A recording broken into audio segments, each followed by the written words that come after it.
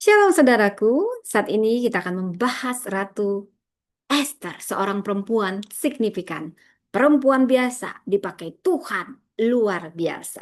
Esther 4 ayat 14 berkata, siapa tahu, mungkin justru untuk waktu seperti inilah engkau akan beroleh kedudukan sebagai ratu. Wow, bila kita membaca kitab Esther 1 sampai 10. Jadi, Ratu Esther sebenarnya seorang perempuan yatim piatu di tanah pembuangan. Namun, tangan Tuhan merendah kisahnya. Tangan Tuhan sedang merendah. Saya suka lagu ini, saudara ya. Dan seperti itulah Tuhan menenun benang-benang biasa menjadi permadani takdir yang ilahi. Yes, seperti itulah kira-kira kisah Ratu Esther. Bunga tersembunyi di ladang bangsa asing yang dipanggil keluar dari bayang-bayang menjadi cahaya bagi bangsanya. Bunga di pinggir jalan. Itu beda lagi lagunya, saudara. Oke, jadi malam sebelum ia melangkah ke istana, ya mungkin Esther pasti merasa hatinya gentar, bibirnya gemetar dalam doa. Saya pernah begini, saudara. Tapi di tengah ketakutan, imannya tumbuh. Dia tahu ada saatnya diam. Ada saatnya dia menjadi dosa dan ini saatnya berbicara demi bangsanya, demi tujuan Allah. Jika aku binasa, biarlah aku binasa. Ini kalimat yang powerful, bukan dari keputusasaan melalui, tetapi keberanian dan iman. Esther berdiri sebagai perempuan yang menyatu dengan panggilan surgawi. Nama Tuhan tidak pernah disebut dalam kitab Esther, tetapi langkah Esther adalah tanda bahwa Tuhan terus bekerja di belakang layar. Esther mengajak kita semua bahwasanya keberanian sejati bukanlah tanpa rasa takut, melainkan memilih bertindak walau takut. Esther teladan perempuan yang dipanggil bukan untuk kenyamanan tetapi untuk kehendak Tuhan. Dan seperti Esther, setiap kita perempuan terutama kita bisa berkata, aku ada di sini untuk waktu seperti ini. Saudara, sebelumnya mari kita bahas latar belakang dan konteks Alkitabiah. Kitab Ester ini ditulis dalam konteks diaspora Yahudi di bawah pemerintahan Persia, Raja Ahasiweros yang memerintah dari Susan, ibu kota kerajaan Persia. Perempuan di masa itu tidak punya hak bicara atau kuasa dalam pengambilan keputusan politik. Namun Allah memakai Esther di tengah keterbatasan ini. Saudara, selain Esther ada juga Mordekai sepupunya, sekaligus ayah angkatnya, penasehat bijak dan beriman. Dan ada Haman, musuh umat Yahudi, lambang kesombongan dan kejahatan. Meski Tuhan tidak pernah disebutkan secara eksplisit dalam kitab ini, tetapi penyelenggaraan ilahi jelas tampak di sini. Kitab ini menyoroti bagaimana Allah memakai individu secara strategis demi menyelamatkan umatnya. Saudara, bila kita membahas dari Esther 1 sampai 2, kisah di mana Ratu Wasti diturunkan, Esther diangkat sebagai ratu, Allah mempersiapkan panggung sebelum krisis datang. Esther 3 sampai 4, bagaimana Haman mengancam bangsa Yahudi, Mordekai menantang Esther untuk bangkit. Ayat ini, ayat kunci Esther 4 ayat 14, saudara. Dari Esther 5 ayat 7, kita tahu Esther menyusun strategis dengan penuh hikmat sebelum menghadapi raja dan menggagalkan rencana Haman yang jahat. Iman dan hikmat berjalan beriringan. Iman dan hikmat beriringan.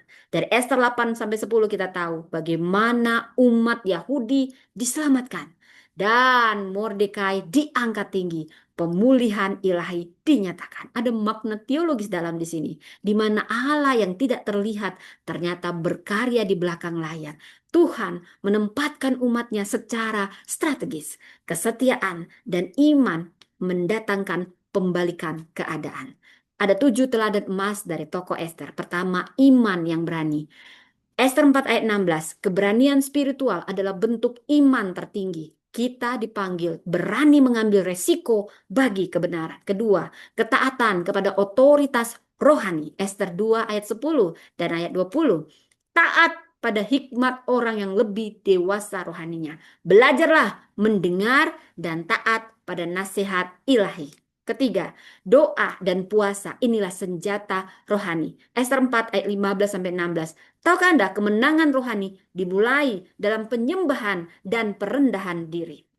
Keempat, kebijaksanaan strategis. Esther 5 ayat 4 sampai 8. Saudara, Esther menunggu waktu yang tepat untuk bertindak. Artinya, hikmat dalam bertindak penting dalam pelayanan dan relasi. Kelima, keteguhan dalam identitas. Ester 7 ayat 3 sampai 6. Ini menyatakan siapa kita, Saudara ya. Jadi perlu keteguhan dalam identitas. Siapa kita dalam Tuhan itu sangat diperlukan. Keenam, kesetiaan kepada bangsa dan panggilan. Ester 8 ayat 6 khususnya. Ini menyatakan ia tak berjuang untuk dirinya, tapi untuk generasi. Yang ketujuh, pengaruh yang memulihkan. Ester 9 ayat 4 sampai 5. Kepemimpinan perempuan ini menjadi alat restorasi. Saudara, namun dari sini kita juga belajar menghindari. Jangan terlalu takut menghadapi resiko. Ketakutan akan menahan kita dari ketaatan penuh. Mari berjalanlah dalam iman meski takut, saudara. Dan jangan terlalu lama menyembunyikan identitasmu. Karena bahaya ketidakjelasan bisa menjadi penghalang kesaksian kita. Dan ketiga, jangan terlalu bergantung pada kedudukan duniawi kita. Jangan menggantungkan nasibmu pada sistem dunia. Karena itu mari kita percaya pada Tuhan, bukan posisi kita. Diperlengkapi untuk waktu seperti ini. Seperti kisah Ester dari istana menuju panggilan ilahi. Perempuan yang mengguncang tahta. Tahukah saudara, dari sini kita belajar diperlengkapi untuk waktu seperti ini. Tuhan menempatkan kita dalam waktu ilahi. Ester 4 ayat 14. Ester seperti pion yang diubah jadi ratu oleh Tuhan. Keberanian pasti akan mengubah sejarah. Ester 5 ayat 1 sampai 2. Keberanian bukan berarti tanpa rasa takut, tapi melangkah bersama Tuhan. Menyatakan identitas demi tujuan Tuhan itu penting. Ester 7 ayat 3 sampai 6. Suara kita, suara perempuan akan dipakai Tuhan untuk menghancurkan agenda neraka saat kita mau dipakainya. Ambil langkah iman dalam pelayanan, jadilah suara bagi yang tertindas. Ester mungkin tidak tahu akhir ceritanya, tapi ia percaya pada penulisnya. Begitu juga dengan kita. Inilah nubuatan yang Tuhan beri saat dia memberikan di hati saya. Dengarlah ini, saudaraku. Engkau adalah suara seperti Ester. Dipanggil bukan hanya untuk mendengar, tapi berseru. Dipanggil untuk berdiri di antara celah dan membela generasi. Akan datang waktu di mana satu kalimat dari mulut kita akan membalikkan keputusan kerajaan-kerajaan dunia. Tuhan sedang memperkenankan kita.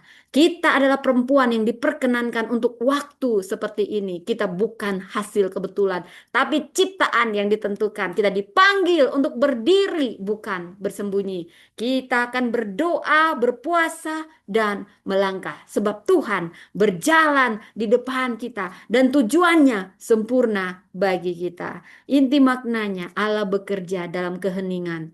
Perempuan biasa pun dapat mengubah sejarah bila berjalan dalam iman. Identitas dalam Tuhan itu lebih penting dari status dunia. Keberanianmu bisa menyelamatkan generasi. Waktu seperti ini menuntut suara seperti Ester. Dipilih bukan untuk berdiam, tetapi untuk berdiri. Identitas ilahi ini mengalahkan posisi duniawi. Puasa dan doa mendahului pembebasan besar, saudara. Di mana saat ini Tuhan sedang menempatkan kita untuk tujuannya. Apa bentuk tahta yang kita takuti untuk didekati? Apakah kita sedang menyembunyikan iman karena kita takut? Siapa bangsa yang Tuhan tugaskan untuk kita bela? Kaum mana? Kelompok mana? Dan apakah kita siap melangkah seperti Ester walaupun takut? Melangkahlah. Tuhan, seperti Ester, aku hanyalah bejana biasa, tapi di tanganmu aku mau dipakai luar biasa. Beri aku keberanian berdiri, melangkah dengan iman, hikmat berbicara. Bila waktunya tiba, panggillah aku keluar dari persembunyianku. Aku mau berkata, aku ada untuk waktu seperti ini. Amin, amin. Tuhan memberkati.